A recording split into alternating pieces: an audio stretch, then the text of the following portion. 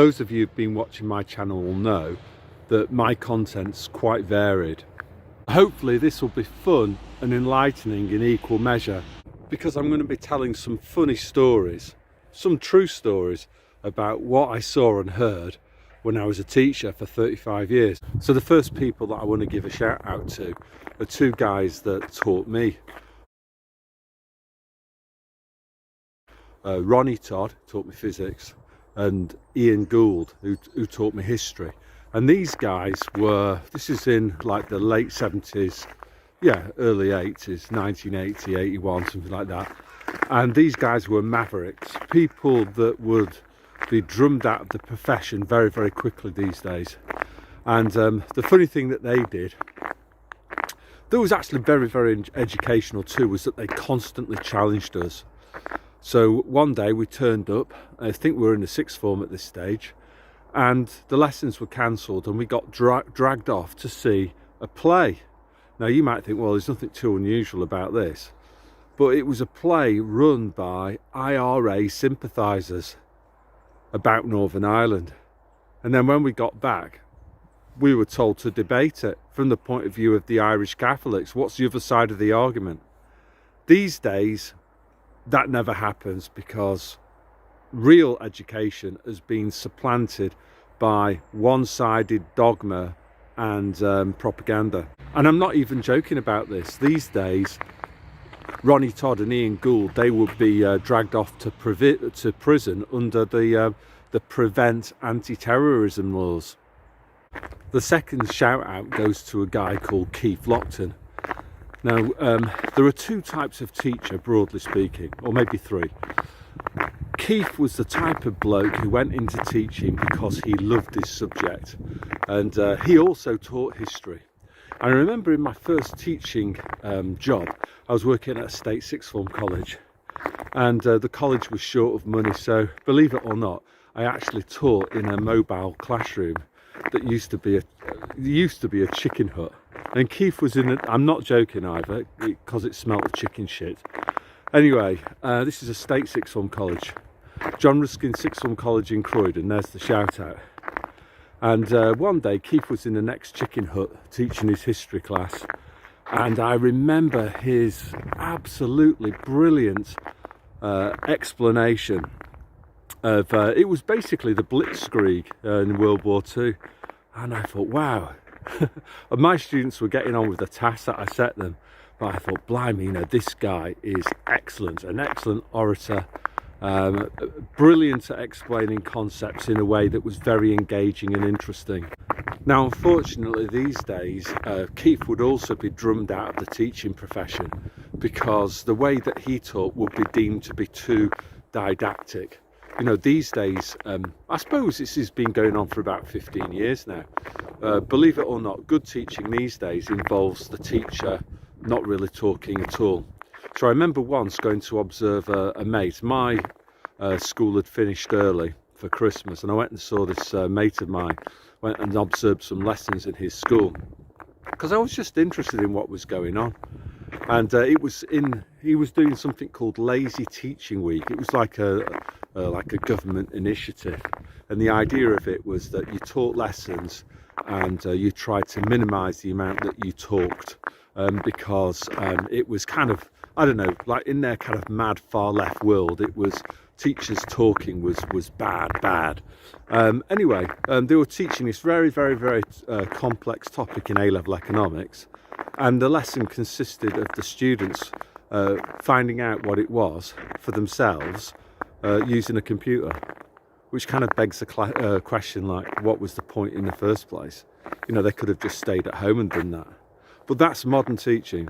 So governments have been trying to automate education and replace teachers with computers for a very, very long time. But what I can tell you as a teacher is that kids hate it. They would much rather have a Keith Lockton in front of them than have to what they call FFO, excuse my French, fuck off and find out, FOFO. The next shout out goes to a bloke called Paul Rispoli, and Rispo, as he was universally known, was the principal of Reigate Sixth Form College. And it's a regret of mine that I only stayed at that college for a year, but I ended up moving to Finland when my son was born. So to Paul, I'd like to kind of apologise really that I didn't stay and work for you for longer, because you were a top man. You basically were an exemplar of high quality educational leadership. So you did all sorts of he did all sorts of eccentric things. You know, there was I remember a Roman bust at the entrance of the college, and he kind of had that installed, I think at his own expense, just to have a bit of a laugh, and so people would talk about it. At the end of term, he was of Italian descent. He used to go into the kitchens at the college when all this, you know, because there was always in-service training days at the end of the term once the kids had gone. And Rispo would take over the whole college kitchen and start making delicious Italian food. He also played football with his staff on Friday evenings. So he was the type of bloke, he never stood on ceremony, and he led from the front. He led by example. And what I would say is that there aren't enough of those sorts of people in education. Not that I experienced many of them. I think in the end he retired quite young, because I think just all of the administrative burden imposed on sixth form college leaders from the government just got a bit too much for him, which is a tale in its own right. Kieran was another guy, another head teacher that I had a lot of time for. Not that I ever got to work for Kieran. I initially knew him through teaching his son. His son was a fantastic, Matt, he was called, fantastic footballer. And at the time, the place that I was working for, it was bugging me a bit. So rather than just staying and just moaning about it, I decided try and find something better. So I saw a job advertised at Kieran's school, turned up for an interview. Now, in teaching, it's weird when you go for a job in that they make the decision on the day. So all the candidates, there might be 5 or 6 candidates for a job, turn up, they get a tour and they get various interviews. And then at the end, you sort of hang around for maybe 90 minutes whilst they decide which person they want for the job. So it's kind of quite brutal in a way. You know, then in the end they'll come in and they'll say, oh, Mr. Watson, could you come with us? And you're then offered the job. And if you accept it, they then go back out to the others and tell them that they haven't got it. Nice horse here. Anyway, on this occasion it didn't get that far, because when I had my tour, it was with the deputy head. We were walking down a corridor, and literally within, I don't know, 2 or 3 feet of us, we were walking down this corridor, some kid just turned around and punched another kid right in the mouth in front of everybody. And the deputy head did nothing about it. He pretended that it never happened. So at that point I just thought, no. So I remember when I had my interview with Kieran and he asked me, are you a serious candidate for the job? I remember his pencil poised over the paper, and when I said no, he kind of pressed the pencil down so the tip of the lead broke off. And I felt pretty bad about that at the time, and I still do, if I'm being honest. So apologies, Kieran. But then again, if I'm being honest, you know, maybe my skill set as a teacher, because in all honesty, I was more of a Keith Lockton than the other type of teacher, which is the person that goes into teaching because they enjoy bossing people about. They're bullies, basically. Make no mistake about this. There are some teachers that go into teaching because it offers them an opportunity to bully young people, and they get off on that. So maybe Kieran needed a kind of one of those types of thugs. Anyway, so next up I'll talk about one of those this type of teacher, and the example I've got, well, I can't use his real name because let's call him Muck Stalin. Now he was a highly political animal, and Yeah, he got off on doing things like shouting at people in corridors. He was particularly interested in girls and the length of their skirts, and pushing an extreme far left, politically correct authoritarianism to his students. So I remember giving a mock Oxbridge interview to one of the students that he taught, and it was just, all I got back was stuff about, oh, it's all about power. You know, all the standard Marxist stuff. It's a battle of power between the proletariat and the capitalists. And it's just, this person had been indoctrinated into big government, society's a mess, big government is the only thing that can fix it, the economy isn't self-regulating, capitalism is exploitation. This person was fully indoctrinated by Stalin, and he was a thoroughly nasty piece of work, really nasty bloke. I remember him getting into an argument with another member of staff, and rather than sorting it out between themselves, you know, like the coward that he was, he went behind this other bloke's back and dobbed him into the head teacher. And he would literally do anything that he was told to do by the head. Anything. And that's what he encouraged the students to do, to obey authority without question. For him, that was synonymous with being a good person. I encountered the crazy young woman towards the end of my teaching career, when things were becoming increasingly politicised, and it just became more and more common for extreme authoritarian leftism to be pushed to young people in schools, and just, you know, all the kind of crazy woke ideology. So the crazy young woman was this is again true story. She was doing a personal social health education lesson, PSHE, and told a group of young people that it was boring to be heterosexual. The Countess von Zeppelin was also a really extremely crazy individual who held extremist far left views, and she used to hate the fact that I dared to teach the students about what free market capitalism actually amounted to, and basically and other arguments about personal freedom and liberty.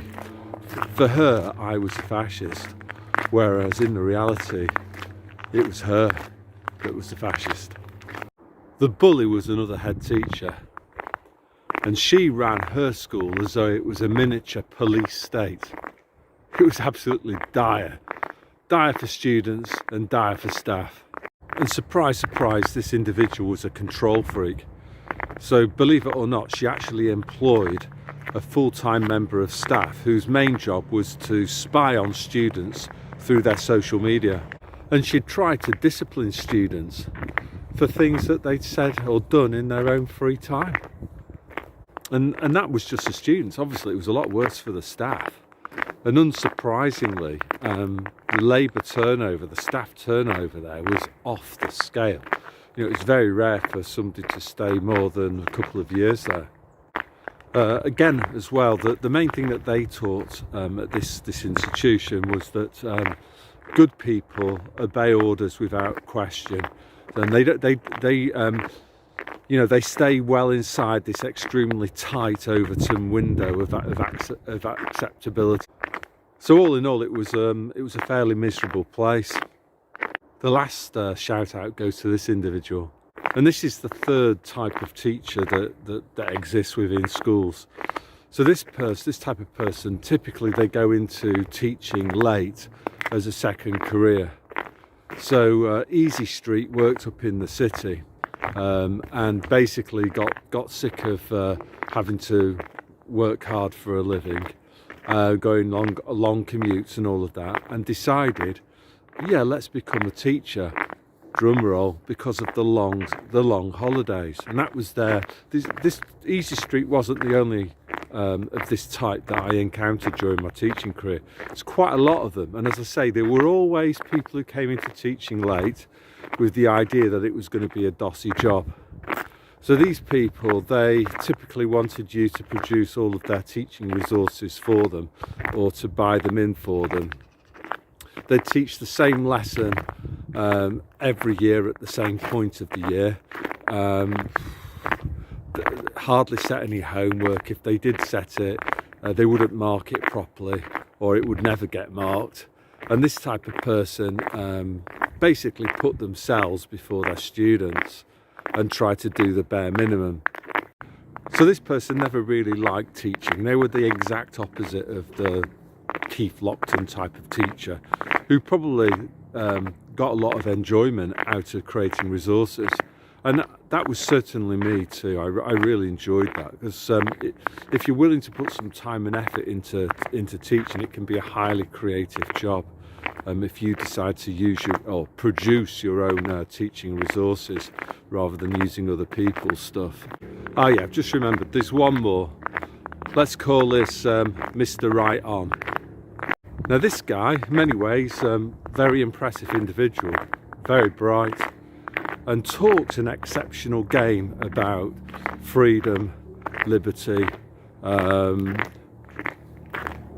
For example, you know, they would talk about, they had no problem at all talking about authoritarianism and the Holocaust and all the importance of keeping government in check, etc., etc.